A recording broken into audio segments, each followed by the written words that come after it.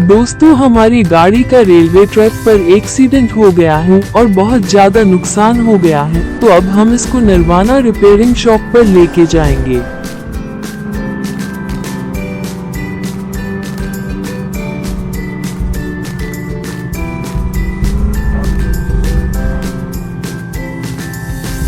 दोस्तों, हम लक्की भाई की शॉप पर पहुंच गए। हमने लक्की भी को रिपेयर के लिए बोल दिया है और इसके एलॉय व्हील भी चेंज करने के लिए बोल दिया है।